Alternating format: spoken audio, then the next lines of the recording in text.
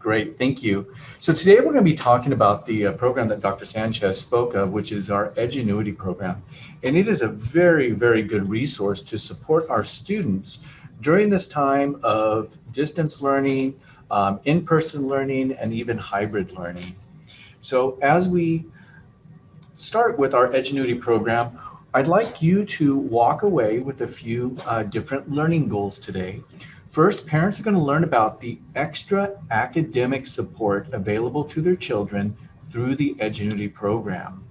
And also parents, today you're going to learn how to help your children using the Edgenuity program. So with the Edgenuity program, it's available for children in grades TK through 12. And the focus of the Edgenuity program is to provide students extra practice as they are working with the program. Edgenuity is highly engaging, and one of the things that the program does is it tracks our students' learning. And today, Anne as well as Margaret are going to be showing you how that works within the platform, so that you can engage and work with your students as they're utilizing Edgenuity. And of course, you'll have access to the program through your child's account. We're going to first start with Margaret, who's going to talk about our Pathblazer program for grades TK through 6. Hi, welcome and good morning. Thank you for being here. As we all know, education is the key. And with parents and families who are here today, we're so supportive of all the education programs. And so Pathblazer is one. It is a supplemental program for all our TK through 6 elementary schools. And we just wanted to share with you that it is a supplemental online program that helps our struggling learners, as well as our on grade level learners as well in TK through 6 to achieve their grade level proficiency in math and reading. And so Pathblazer is that program that offers students that personalized learning, which is fun, it's motivating, it has a lot of different content that students can go forward with, and it addresses a lot of skill and concept gaps. I know that especially when we went through distance learning in March or in the spring, a lot of families and parents have stressed the importance of, I really want my students to continue learning, or I want my child to continue learning. So Pathblazer does offer that unique learning path for them. In the next slide here. So for your child or for your student who is logging in, they're going to access Pathblazer by going in through ClassLink. As you know, ClassLink is a way where your child or your student will be going in through portal.ggusd.us. And this is where they're accessing a lot of the textbook publishers. So if you heard about Wonders, Savas Math, TCI, Twig, they're going to go ahead and log in the same way by ClassLink. And I'm going to go ahead and demonstrate that a little bit later, but I would like you to know that this is how students are going to be going into Pathblazer. They're going to go ahead and sign in with their username as well as the password. So again, a friendly reminder that they don't need to remember another password. They're just going to go in the same way. Then in the next slide. Okay, so this here is a homepage for ClassLink. This is where they're going to access all the different textbook publishers and things that they're going to be using with their teacher. And as highlighted in the yellow box, this is where they're going to click. You'll see that lantern, which does look very similar to if you're going to Disneyland and you are ever on that big Thunder Mountain Railroad, that ride, the train ride, you'll see that little lantern that's shining. So students are going to refer to that red lantern to log in, and this is for students in grades TK through 6. Then in the next slide. Okay, I'm going to take you on a little journey. We're going to go on a Pathblazer experience for parents and take a look at the student view. In Pathblazer, they do offer the screener and diagnostic, which you might have already seen or you might have heard about if you been through your child's classroom. We'll also cover content. So what that would look like for English language arts or reading, as well as math. So let me go ahead and take you on that journey, and I'm going to go ahead and share my screen. know, you can go into Class Link, which I will go ahead and log you into first. So I'm in my Chrome browser. I'm going to type in portal.ggusd.us. I'm going to select Enter. And here is a Garden Grove Unified School District for Class Link. For demonstration purposes, I'm going to go ahead and log in as one of the students. Again, I'm going to go ahead and type in the username in this field, as well as the password. When I press that pretty blue button, Sign In, here is a homepage for Class Link. I'm going to again look for that red lantern, and here it is over here, Pathblazer TK through 6 SSO, which stands for Single Sign-On. As I click here, here is a student page of what it looks like in Edgenuity. This is Pathblazer program, and you'll notice that there are two tiles. The first one in purple is Pathblazer Reading, or English Language Arts, and the second tile to the right, which is green, is Pathblazer Math. So these are the different content areas. If your child is accessing this for the first time, it will ask to proceed to a screener. The screener and diagnostic is open to all students, for struggling learners, as well as on grade level learners. So that is open for them to take. That screener and diagnostic will take about no more than 15 minutes. There are about 7 to 8 questions that students will need to respond on their device. And from that, once a student has completed, it will place them in a specific path. And so for this particular student, for ELA, that screener diagnostic has been taken. And you'll notice that there are lots and lots of different tiles here. Based upon how that student performed on that screener diagnostic, they're given us a personalized path. And as you can tell, just to note, the check marks are the ones that the students have completed. To signal what the student needs to do next, they're going to look at the snowflake. So here, it prompts this student, okay, you've completed the first 3, we're on the 4th one. So as I click on this, and let me make sure that my sound is on. Okay. It's going to lead me to this tile. And this tile, one of the highlights for Pathblazer is that it reads stories aloud. There are some videos here that students can go through, and it goes through that step-by-step process where it's easy to navigate for them. I'm going to click on that pretty blue button spelled Go.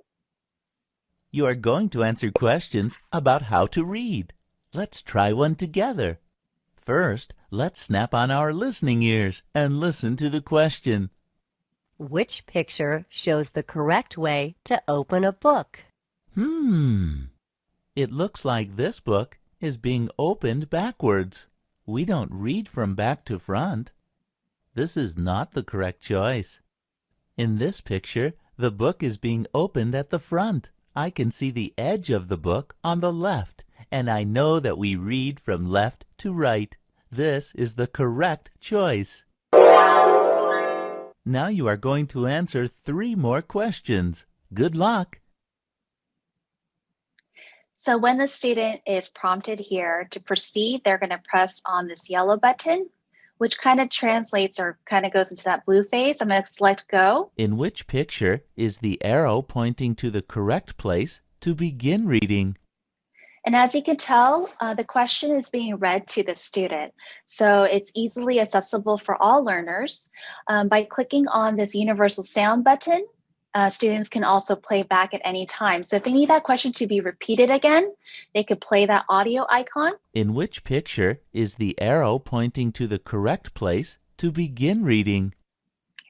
And the students are going to select that correct answer. And then once to confirm, they're going to click on that yellow check, and they'll hear that happy sound. When reading, always begin on the left side of the... I'm going to pause right here for the next part of this. Students could also view the transcript. So if students like to follow and track word for word what is being spoken, they can click on this bottom left-hand corner icon called Read It. When they select Read It, they'll see the words to follow along and track. This is a great way for students to also use that accessibility and to be able to follow the video that's playing in the background. So let me go ahead and leave that transcript on and then continue proceeding that little video clip. Of the page, this sentence reads, "The cow eats grass." And then they're going to proceed by selecting Go. Click the picture that correctly shows how to read the page. And once again, I'm going to go ahead and demonstrate that they could play audio once more to repeat it. Click the picture that correctly shows how to read the page. And I'm going to go ahead and select my answer. Oh no! The hand in the picture began at the bottom of the page. Remember the rhyme? From top left to bottom right, reading is dynamite. So that's an example of one. If students answer incorrectly, there's this immediate feedback. So Pathblazer provides that immediate feedback for that student to try again. Click the picture that correctly shows how to read the page. So let's go ahead and try answering that correctly. And we're going to check. And From top left to bottom right, reading is dynamite. Only one more to go. okay. So that kind of gives you a sample of what that looks for reading. And then let me go ahead and move back. When students have spent a certain amount of time, they could always leave and exit, and it'll prompt them to continue or resume at their own time when they're ready. So I'm going to go ahead and exit this for now. But as you can tell, when the students go back into ELA, and this example was kindergarten. So if students need to go back here to Pathblazer, they're just going to look for that snowflake or the skill that they're working on, and they're going to go ahead and proceed. So there are a couple of different things to look for. Again, just look for that snowflake where they can continue. That was for ELA. Now let's go ahead and take a look for math. So here is a green tile for math. And then this is for a kindergarten student. They already took that screener diagnostic. So as they proceed, just like reading, they're going to look for that snowflake. That snowflake is a skill that the students will currently need to work on. So let's go ahead and take a look at what that looks like for math. So the skill here is count numbers 1 to 5. And again, this child is going to go ahead and click on Go. Drag 2 animals into the jungle. Okay. Again, you could tell just like for reading, there is that play audio icon. So if students needed to hear that direction one more time, they can click on this audio multiple times. So let's go ahead and click on it once more. Drag 2 animals into the jungle. And as you could tell, this is number 2. So we're going to drag and drop. And then once they're done, they're going to click on that check button. Let's count them. 1. And I'm going to pause right here because again, just like reading that I showed you, there is that read it icon. So you can view the transcript word for word. So students like to read words and not only listen or hear what's being said, they can click on this. So let me go ahead and proceed. 1, 2. And as seen here, it's highlighted with a number of animals. And then you could also follow along to the left, which is the transcript word for word. So let me go ahead and continue. Drag 3 animals into the jungle. Now here's 1, here's 2, here's 3, 3.5. Let's check. Count the animals as you put them in the jungle. Make sure you have 3. Okay, so you've seen that I answered that incorrectly. So then it prompts me with immediate feedback. Make sure that I have 3 in here. Okay, so that's an example of that. If students have any questions, there is that question feature over to the top right. Hey Which is a there, let's take a how-to. look at some of the buttons that you might see. Choose this to hear the question again. You may see this book button. You can choose this to see the book again. You may see this hint button. You can choose this for help answering the question. Choose this to make the picture bigger. This is the check button. Choose this to check your answer. Thanks for stopping by. Okay. And again, when students are done, they're just going to exit by clicking on the skinny hamburger on the upper left-hand corner, and they're going to select exit at the bottom. And this will be a great way to track how much time is being spent on Pathblazer program. So you are able to view Pathblazer program for reading as well as math. These are the two tiles that you will see on your child's homepage. There is a student portfolio on the upper left-hand corner. It looks like a briefcase, a little portfolio. That is for knowing what assignments that the student needs to currently work on. So let me go ahead and take you into that student portfolio. Here, this is the assignment that your child or your student will be seeing. Here are some activities that are waiting for them. It's pending for them based upon the screener and diagnostic, as well as maybe some activities that their teacher has assigned to them to work on. So you'll notice that there's some work that needs to be done today, some things that, work that has been done the last 7 days, as well as work that has been being done last month. So there are some assignments that students will need to work on and kind of keeps them on check on what to do. So that is the student portfolio. All right. So going back to our presentation, you've seen me log in to Pathblazer through ClassLink. Okay. And then you got to experience that Pathblazer program for parents. We did cover some Pathblazer highlights, so stories are being read aloud, and I showed you that kindergarten example. And then we also took a look at that student portfolio. So selecting that student portfolio, this is where your child will be able to see, oh, what are my assignments that I need to do for reading and for math? And perhaps there's some more personalized learning that your teacher has assigned. So always take a look at that portfolio. And then last but not least, you also did get to see the transcripts for video, which is great for all learners. So if students want to see the words and follow along, as well as listening to the story, they can also use that as a tracking way to kind of view that transcript. And then now we're going to go ahead and open it up to any questions that you might have. So if you'd like to put that in the chat box, or if you would like to unmute yourself and ask any questions, we can address any of those questions that you might have about the Pathblazer program for grades TK through 6.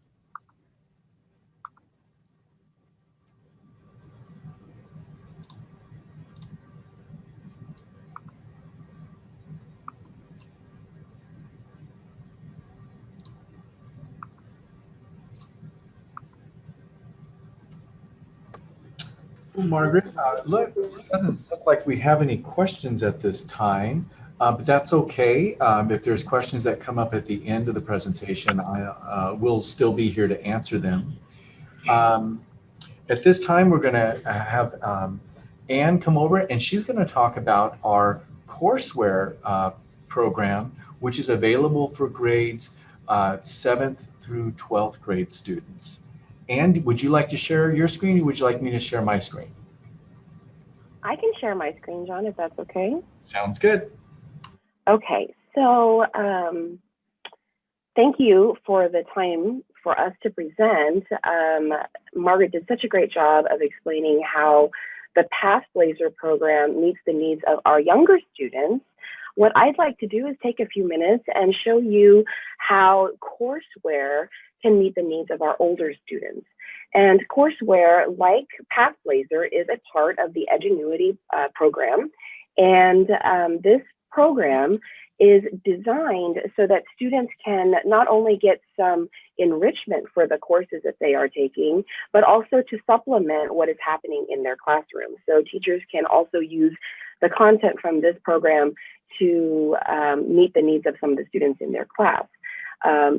All students in grades 7 through 12 have access to this Courseware platform, and they have access the same way that our students do for Pathblazer. They would log in the same way, typing in portal.ggusd.us, and then also typing in the GGUSD username.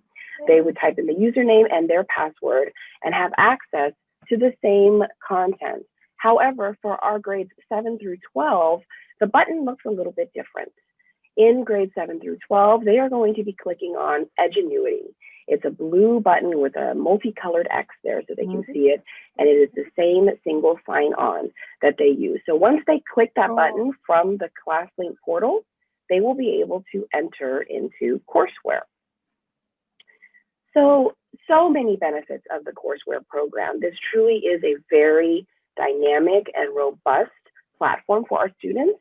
It has a lot of different courses. All of our content that we are teaching in the district is available in Courseware, in addition to many other electives. So some of the electives that we have, our students can self-enroll if they choose to enrich their school experience.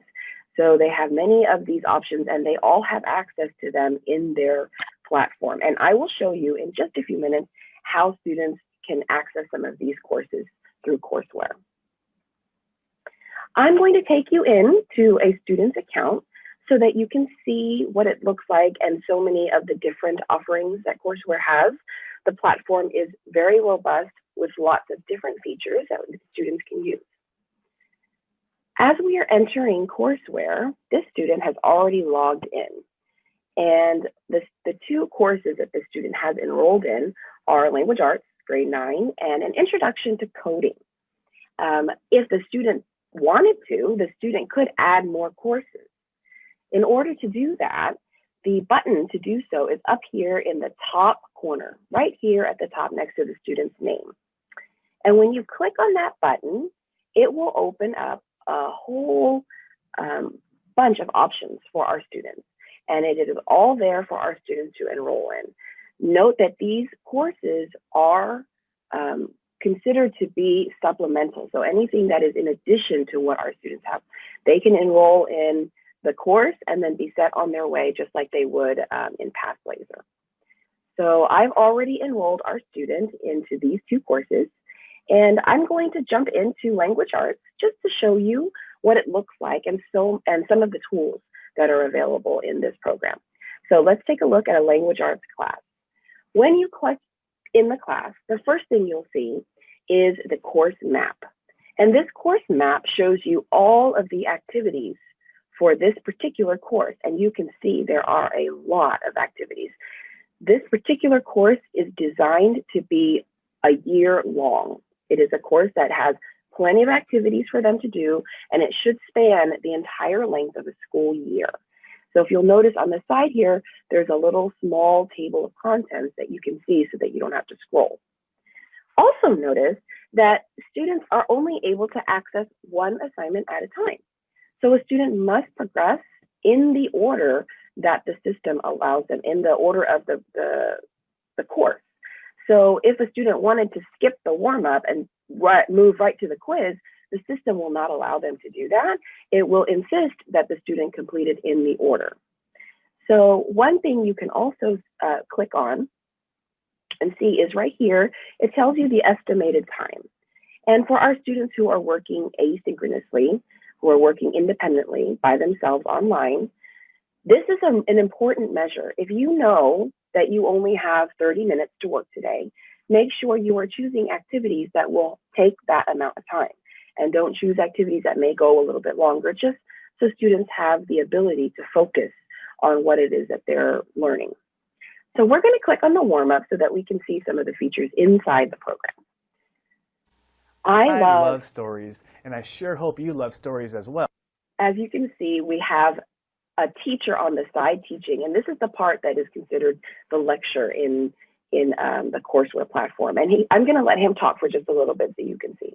Reading is one of my favorite things to do, and in this lesson, we're going to learn about what are the functions of the earliest stories. Now let me direct you to the image on your screen. This is a painting of a medieval Italian festival in which a storyteller, like this gentleman here, would attempt to tell 100 stories in just 10 days. So notice that the teacher is annotating on the screen, which is wonderful for our students who are online. This helps the student focus on where to look at. As he's talking, they're listening, but then they're also looking at the artwork that he's talking about. And he's talking, this is actually a language arts concept, but he's using the artwork to ground their learning. And it's a bit more engaging when you see it this way, because now students are not just listening, they're watching what he's annotating on the screen. Many of the lessons in Courseware have this type of annotation that helps the students focus on the part that they need to be looking at. You'll also notice when you hover your mouse over the screen that there are some other features, such as closed captioning. When you turn this on, the transcripts are at the bottom, the captions are at the bottom, so that students can have that for some of our accessibility features. You can also adjust the sound if the volume is too loud or too quiet. You can adjust it accordingly. This also tells you how long the video will be. Students are required to watch the video all the way through the first time. After the first time watching the video, they can choose to move forward or move back, watch it again, or move forward through certain things. But they are required to watch the video the whole way through the first time they access this program. I've already seen the video, so the system knows that I'm ready to go. So I'm going to click on the next slide, and you can see at the bottom of our menu there, I have a little square that I can click to for the next slide. Let's identify your goals for this lesson. You will be reading the beginnings of the Messiah, and you are going to use this text to identify the features of a myth. You will also summarize a story using a basic plot of beginning, middle, and end. And finally, you will understand why a myth is told. Okay, before we begin the lesson, let's examine the vocabulary words. There are 5 of them. They are culture, phenomenon, summary, myth, and plot. Make sure you know what these words mean because they're going to be vital for you to understand this lesson. Some other features. Think about why you tell stories. Some other features that the Courseware platform offers is when it gets to a point where they can ask a question, students have a few options. Here on the side, on the left side, they have the ability to highlight text if they wanted to. They can choose a color and then highlight the text. Oh, I don't think it's going to work here because this is the question. Here, it can offer a read aloud. So if the student wants to have the question be read aloud, they would highlight it, click on the headphones, and play it. Everyone tells stories, whether they write them down or not. Why do you tell stories? Check all that apply. If you want to repeat what the teacher said in the beginning, when he asked the question, you can have them click here for the intro. Think about why you tell stories. And this will repeat the question for students so that they have all the resources available. This is a grammar handbook. This handbook is something that students have, and it is a grammar book that just teaches you the common definitions for adverbs, verbs, and it's a resource for students that is available in all language arts curriculum. So students have a whole multitude of tools to use when they're working through the program. If a student wanted to leave the course and go back to the courses, they could go up to the top left-hand corner here and click on the home button. That's how they would get back to their classes. If they wanted to, going back to their course map, they can continue to work here in their course map. As a parent, you also have the ability to view the course report. This course report is a summary of everything that they've worked on. And right now, you won't see anything for our student here because we haven't finished any of the activities. But this course report can be quite helpful if you wanted to see what the student is working on.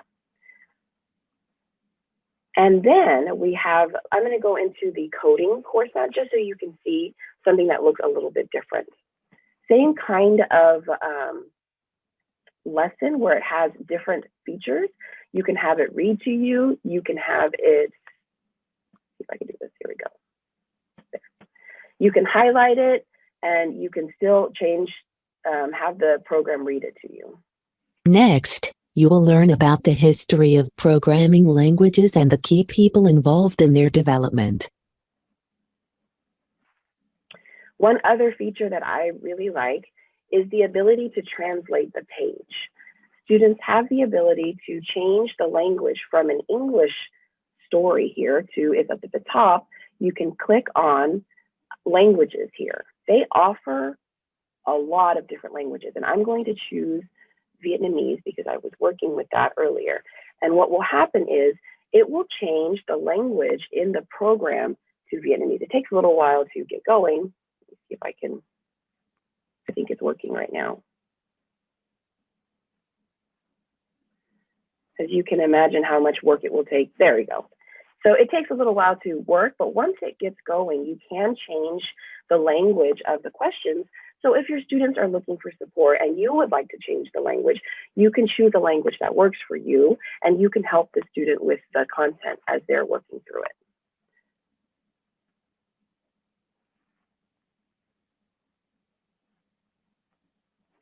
So heading back into our presentations, a few other tools that we have available to you are the e-notes. And these e-notes are available in some of the curriculum. And let me go back into it so you can see the e-notes. We wanted to make sure that you saw the tools that are available for our students to access. Think about why you tell stories. Let me go back here. I love stories, and I sure hope. Reading is one of my favorite things to do, and in this lesson, we're going to learn about what are the functions of the earliest stories. And the e-notes are off in the corner, up in the top right here, with the little plus sign. When you click on the plus sign, it opens up an e-note. And this is a place for them to take notes. They can take notes on their the content that they're learning, but these e-notes are available to them as they move on through the program, so that they can always go back to the lessons that they learned. There's also a glossary here of some of the words that he's going to be using, and it defines some of the words that he uses, and then offers the transcript that he has so that you can go back and read it if for some reason the student needs to find a particular section. These e-notes and these tools are always available in any of the courses, not just language arts. Some other features, we talked about the Read to Me features, and we talked about all the different ways that students can highlight, and all they have to do is push the button to highlight the features. We also talked about translations and how the translations can be found up in the top corner, and it will translate the entire window of text so that students can see both the question and the answer responses in the language of choice. And at this time, I'm going to stop for a few minutes and give an opportunity for you to ask questions if you have any other questions about the Courseware platform.